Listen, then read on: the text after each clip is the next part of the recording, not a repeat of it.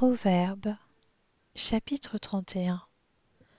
Parole du roi Lemuel, message par lequel sa mère l'a instruit. Que te dirai-je, mon fils? Que te dirai-je, fils de mon ventre? Que te dirai-je, fils de mes vœux? Ne livre pas ta force aux femmes, ni tes voix à celles qui causent la perte des rois. Ce n'est pas au roi, Lemuel, ce n'est pas au roi de boire du vin, ni au prince de rechercher des boissons fortes. En effet, en buvant, il pourrait oublier les lois et porter atteinte à la cause des plus malheureux. Donner des liqueurs fortes à celui qui va mourir, du vin à celui qui est rempli d'amertume, qu'il boive et oublie ainsi sa pauvreté, qu'il ne se souvienne plus de sa peine. Ouvre ta bouche pour celui qui ne peut pas s'exprimer, pour la cause de tous les délaissés. Ouvre ta bouche, juge avec justice et défends le malheureux et le pauvre. Qui trouvera une femme de valeur? Elle vaut bien plus que des perles. Le cœur de son mari a confiance en elle, et c'est tout bénéfice pour lui.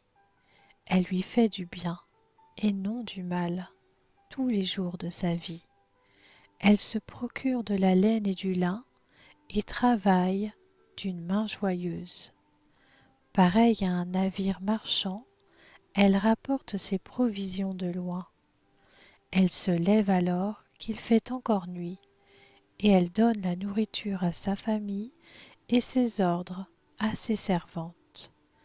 Elle pense à un champ, et elle l'achète.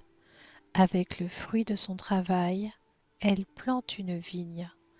Avec la force en guise de ceinture, elle affermit ses bras. Elle constate que ce qu'elle gagne est bon. Sa lampe ne s'éteint pas pendant la nuit. Elle file elle-même la laine, elle tisse elle-même les habits. Elle ouvre ses bras aux malheureux. Elle tend la main aux pauvres.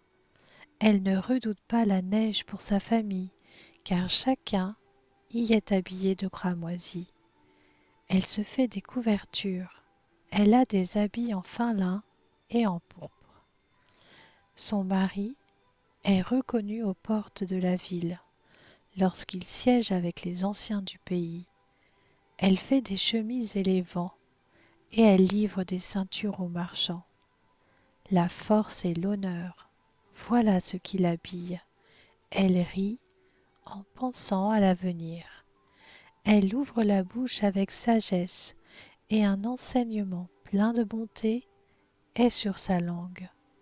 Elle veille à la bonne marche de sa maison, elle ne mange pas le pain de la paresse. Ses fils se lèvent et la disent heureuse, son mari aussi, et il chante ses louanges. Bien des femmes font preuve de valeur, mais toi, tu leur es à toutes supérieure. La grâce est trompeuse, et la beauté est illusoire. C'est de la femme qui craint l'Éternel qu'on chantera les louanges. Donnez-lui du fruit de son travail, et qu'aux portes de la ville, ses œuvres fassent son éloge.